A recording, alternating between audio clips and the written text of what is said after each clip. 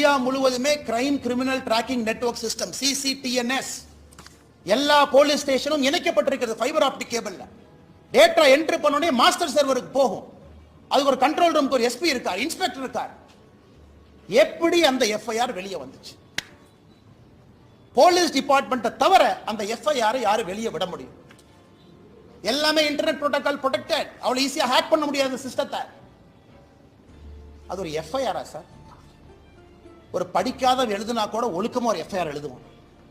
அதுல குற்றம் செஞ்சது அந்த பொண்ணா, குற்றம் செஞ்சது இந்த அயோக்கியனானே சந்தேகமா இருக்கு. ஏதோ பொண்ணு குற்றம் செஞ்ச மாதிரி எஃப்ஐஆர் எழுதிருக்கீங்க. அதையெல்லாம் படிச்சா ரத்தம் கொதிக்குது. நான் என்னுடைய காதலனோடு நான் போனேன், ஒதுக்குப்புறமாக ஒதுங்கி இருந்தேன், என் காதலனுக்கு நான் கிஸ் கொடுத்துக்கிட்டு இருந்தேன். இதெல்லாம் ஒரு எஃப்ஐஆரா சார்? காக்கி சட்டையை போட்டுட்டு அந்த ஸ்டேஷன்ல ஒருத்தவங்க எஃப்ஐஆர் இருக்கீங்களே, வெக்கமா இல்லையா உங்களுக்கு? வெக்கமா இல்லையா?